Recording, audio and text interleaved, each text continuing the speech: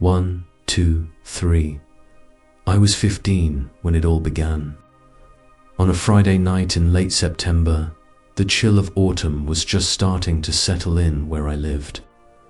My parents had gone out for dinner with family friends, promising they wouldn't return until late. This left me with the house all to myself, so I invited over my neighbor and best friend, Chris, who lived directly across the street and was the same age as me. Typically, we would hang out in my basement, playing games or watching movies, but on that particular night, boredom took over. At some point, Chris suggested we play hide and seek. Initially, I thought it sounded silly, but we had enjoyed it before with a larger group, so I was open to the idea. Although my house was small, it had many places to hide, especially in the darkness. To amp up the suspense, we switched off most of the lights, leaving only the kitchen illuminated. The rules were straightforward: no going outside, and no entering the attic or crawl space. The basement, bedrooms, closets, and areas under furniture were all fair game.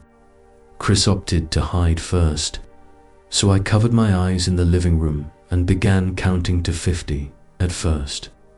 I heard him running round, but then it fell silent. I finished my counting and proclaimed I was on my way to find him.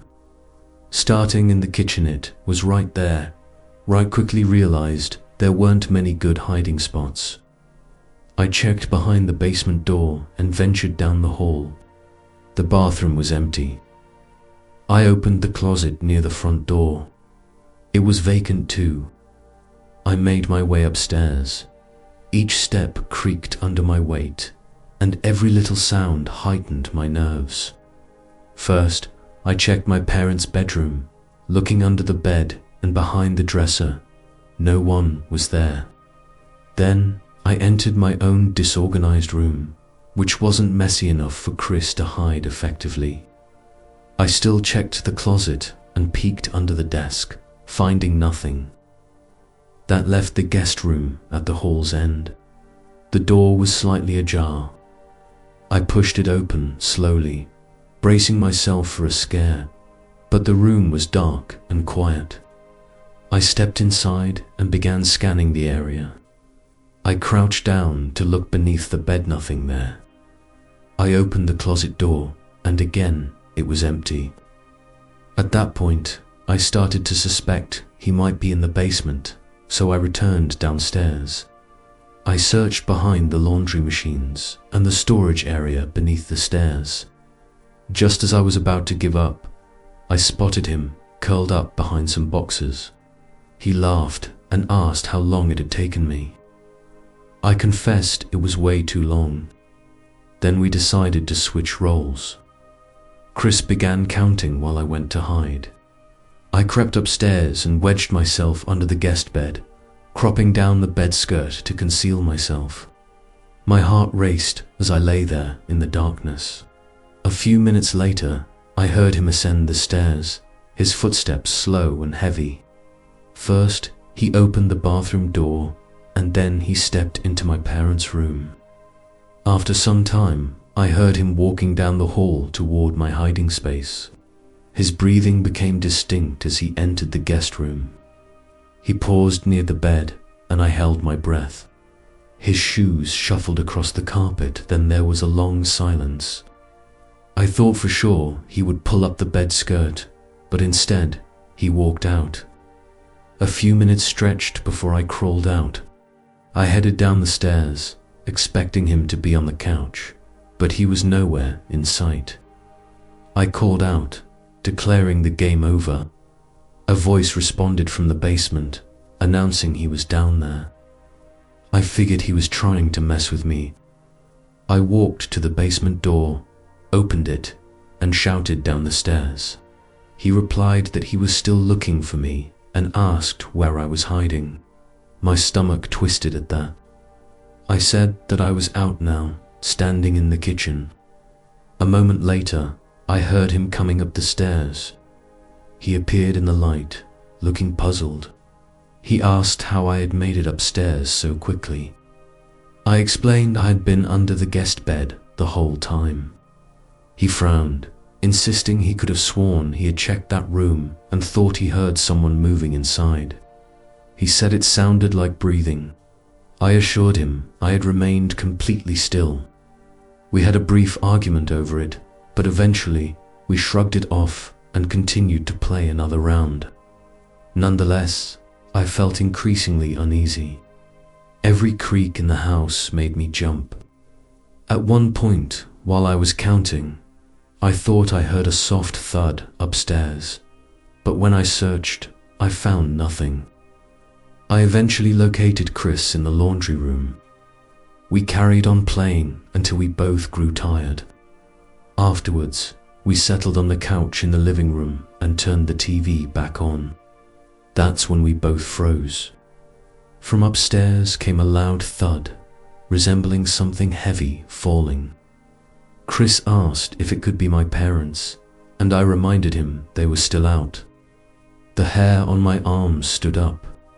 We sat there in silence, but the house quickly fell silent again. Chris suggested something might have slid off a shelf. I wanted to buy into that explanation, but then, while we listened closely, we distinctly heard it. The slow creak of floorboards.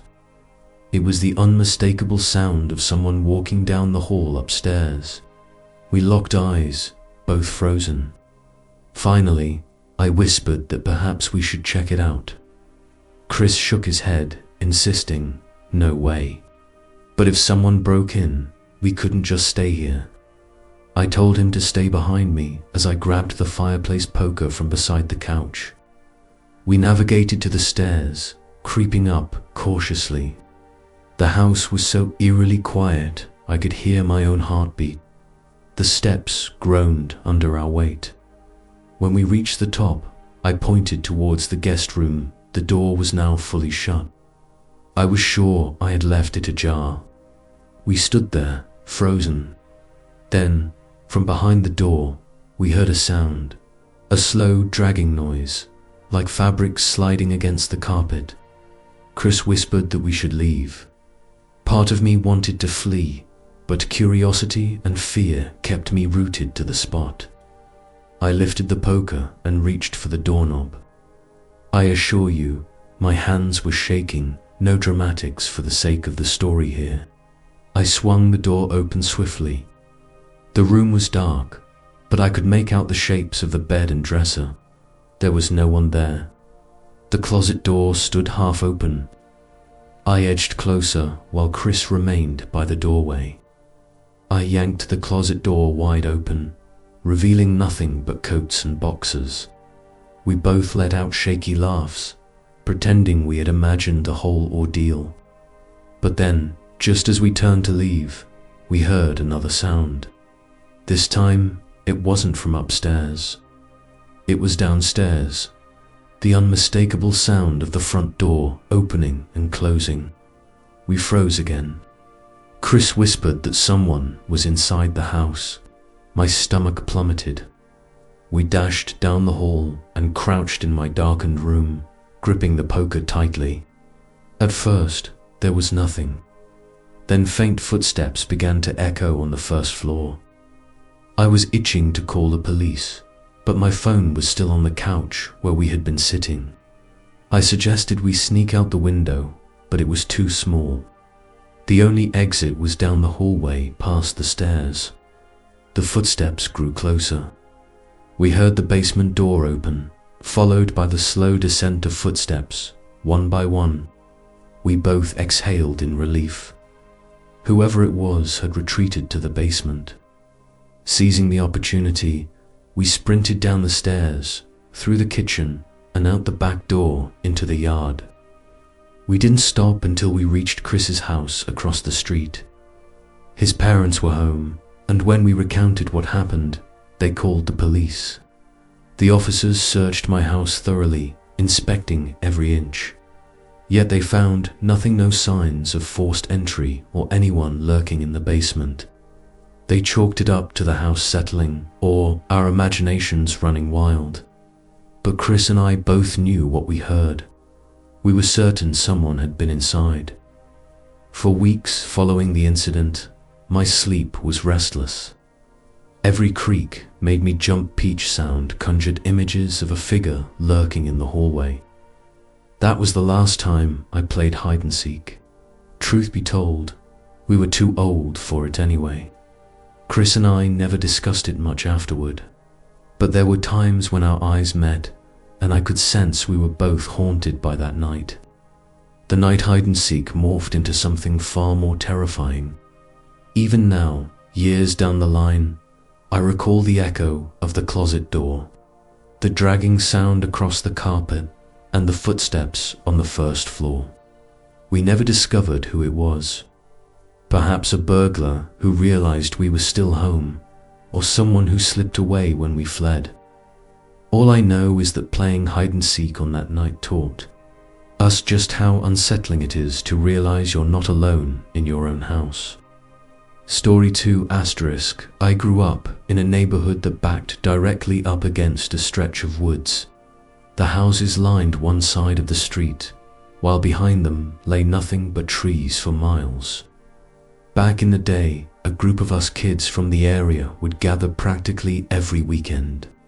In the summertime, we'd play late into the night, sometimes until our parents would yell for us to return home. One of our go-to games was hide and seek. During the day, it was fun in the backyards and at the edge of the woods. But at night, it felt different. The trees seemed to absorb the light, making everything look the same no matter where you stood. That was part of what made it scary and part of what made it fun. The last time I ever played hide and seek in those woods, I was 14. It was August. And even at night, the heat and humidity were stifling. There were 5 of us: me, my friend Tyler, his younger brother Matt, and 2 other kids from down the street, Jason and Eric. We decided to play outside because it felt cooler than hanging out in someone's basement.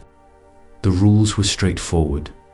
You could hide anywhere in the backyards or the woods, as long as you remained close enough to hear when the seeker called the round over. Jason volunteered to be it first, and the rest of us scattered. I headed into the woods with Tyler. As we crossed the first row of trees, we split up. I crouched behind a fallen log, my heart pounding despite the fact that it was just a game. I could hear Jason calling numbers back in the yard, his voice ricocheting off the night air. Once he finished counting, an eerie silence enveloped the surroundings. Crickets buzzed incessantly, and the leaves rustled gently in the breeze. Remaining low and still, I listened closely. After a spell, I detected footsteps crushing through the leaves, moving between the trees. Thinking it was Jason, I held my breath and waited for him to pass. But the footsteps stopped not too far away. Whoever it was stood still. I waited for them to call out or make any movement, but there was none. A prickly sensation crawled across my skin. I almost called out to see who it was, but then I remembered the rules if I revealed myself. I would lose, so I forced myself to remain motionless. Eventually, the footsteps resumed, crunching deeper into the woods. I listened until the sound faded completely. I peeked over the log, but it was too dark to see. Very far the moonlight only illuminated the higher branches of the trees. I remained hidden for a few more minutes before growing impatient. Crawling out, I began intricately making my way back towards the yards. As I approached, I heard Jason proclaim that the round was over and that everyone should come out. I hurried back to find the others already gathered in the yard. Jason had found Tyler and Eric, but not me or Matt.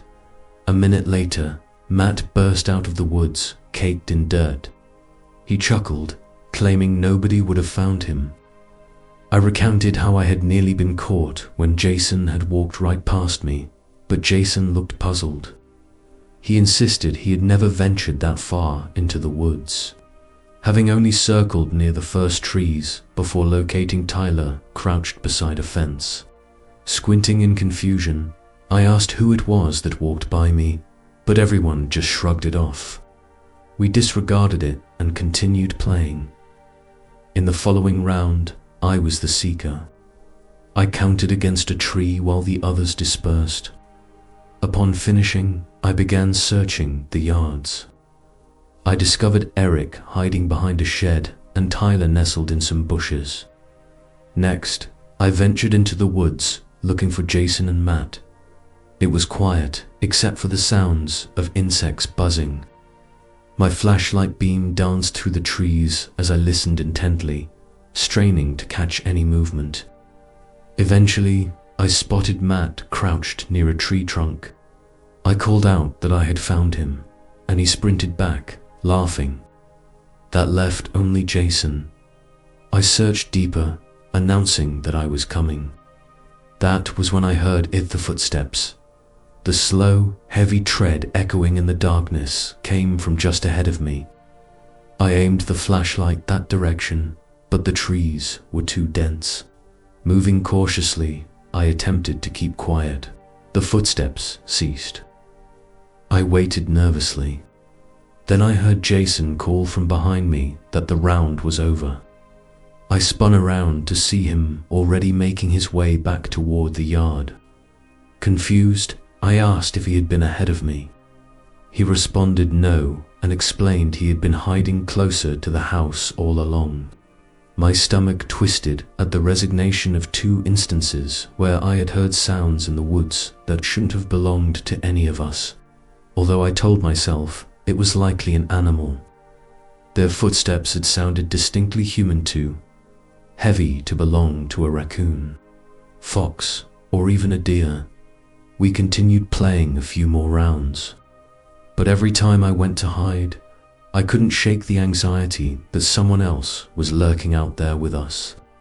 I kept hearing faint movements in the trees, branches snapping, leaves crunching.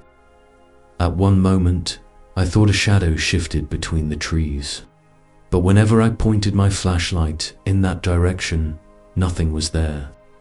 The others remained oblivious. They continued laughing and running about.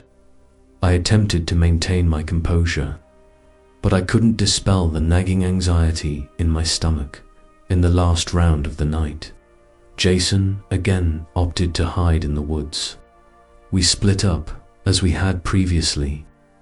Not wanting to stray too far, I remained near the edge, crouching low in the tall grass. I could see the faint glow of the porch lights filtering through the trees. In the distance, I could make out Jason's voice counting. Once he concluded, silence enveloped the night. After a few moments, an eerie sound froze me in place. It was whispering, a low voice, too soft for me to discern the words, but it felt close. My body tensed instinctively.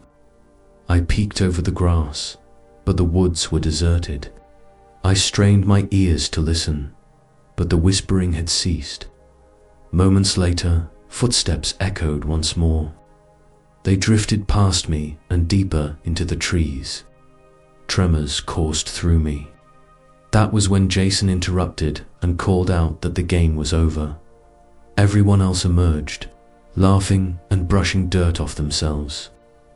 I walked back slowly, my heart still racing. I shared with them that I had heard someone whispering, but they just laughed, dismissing it as me trying to scare them. I didn't argue, but I knew what I had heard. We settled in Tyler's yard afterward, drinking soda and chatting. It was during this time that Matt asked if anyone else had noticed the man. We all halted and looked at him questioningly. He recounted how, while hiding, he thought he'd seen a tall man standing in the woods. Just watching them, Jason dismissed it as nonsense, and Eric laughed it off, but I felt a wave of nausea. I believed him. We wrapped up the night shortly thereafter, everyone heading home.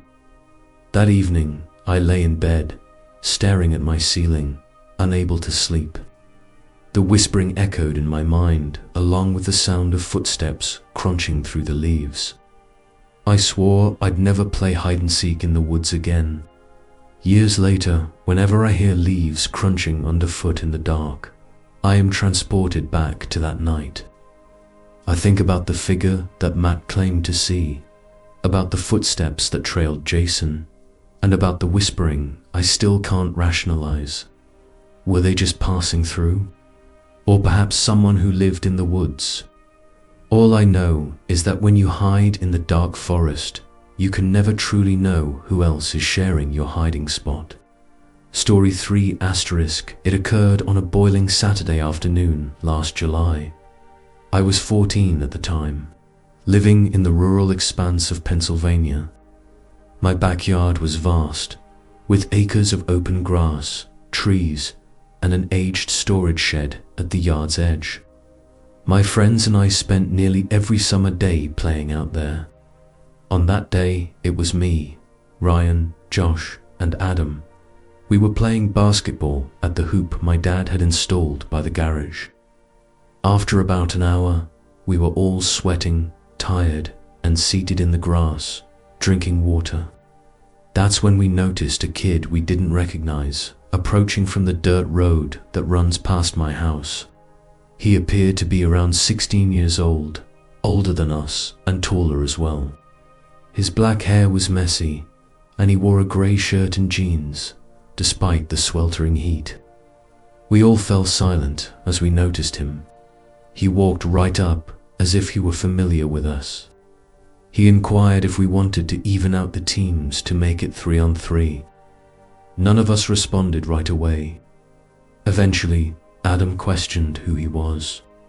The kid introduced himself as Keith, saying he lived just up the road and had been walking through the woods when he spotted us. We exchanged glances. I had lived there my whole life and had never seen this kid before, not even my friends had. However, he seemed normal enough, so we moved on. Ben asked if he wanted to join our basketball game, but Keith shook his head and said he would prefer to play manhunt instead. He claimed that my yard was perfect for it, with so many hiding spots. In the moment, it didn't raise any alarms, but looking back, that ought to have been a warning sign.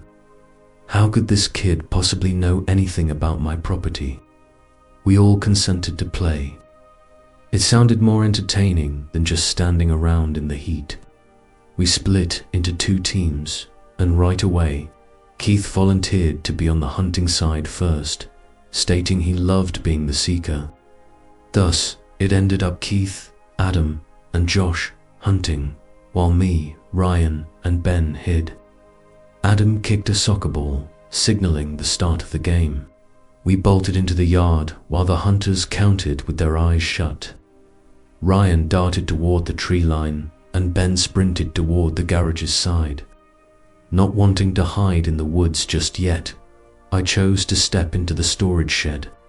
The scent of gasoline and aged would always lingered there. I discovered a pile of folded tarps in the corner, climbed under one, and lay still. I remained hidden for at least 10 minutes, but it felt like an eternity. No one came. I began to consider that the hunters might have given up. Suddenly, the shed door creaked open, and the tarp was whisked off me in one swift movement. I realized my hiding spot was an obvious one. Looking up, I caught Adam's grinning face. We walked back toward the patio together. A few minutes later, Ben came back, claiming he had been caught too. Eventually, Adam and Josh returned. We all gathered around, sipping water, but Keith was still missing. Initially, no one mentioned it. However, Josh asked where Keith was. We could only exchange puzzled glances. After waiting another 10 minutes, thinking he would return any moment, we came to the conclusion that maybe he was just a weird kid who decided to leave. We all agreed, but the fact that he had vanished without a word felt odd. When the rest of my friends departed just before sunset, I went inside. That was when I noticed something unusual near my bedroom window. On the grass lay a length of rope, weathered and dirty as if it had been outside for months. But I was sure it hadn't been there earlier. I picked it up and tossed it aside, yet it lingered in my mind. My first thought was of Keith. I told myself I was overthinking it. But later that evening, I couldn't stop wondering if he had sneaked into the house while we were distracted. Usually, my dad leaves one of the side doors unlocked during the day. I started checking each room, examining closets and looking under beds. Nothing. Later that night, preparing for bed around 11 o'clock, I lay there for about an hour scrolling on my phone when I heard something soft footsteps outside my door. I froze. My dad occasionally gets up at night to use the bathroom, but he always coughs or clears his throat. This was deathly quiet. I called for my dad. There was no response. My heart raced as I sat up. The footsteps halted right outside my door. Eventually, I locked the door, staring at the handle, waiting anxiously. After about 30 seconds, I heard the front door shut, a sound that reverberated throughout the entire house. Without wasting time, I rushed to my dad's room and shook him awake. He sat up, groggy, as I explained what I had heard. He didn't question me. Instead, he grabbed the shotgun from under his bed and instructed me to stay close.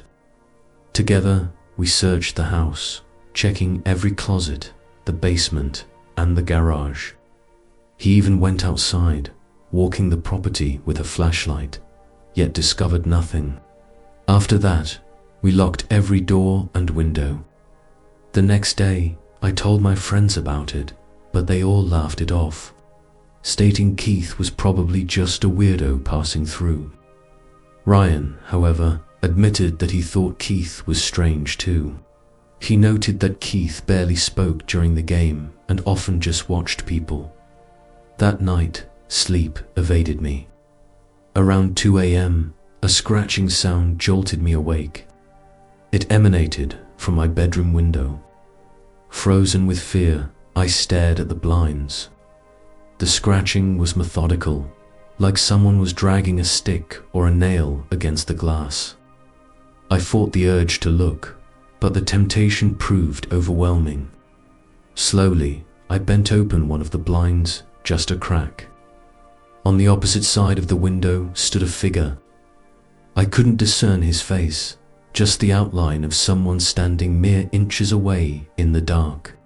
Instinctively, I leaped back and screamed for my dad.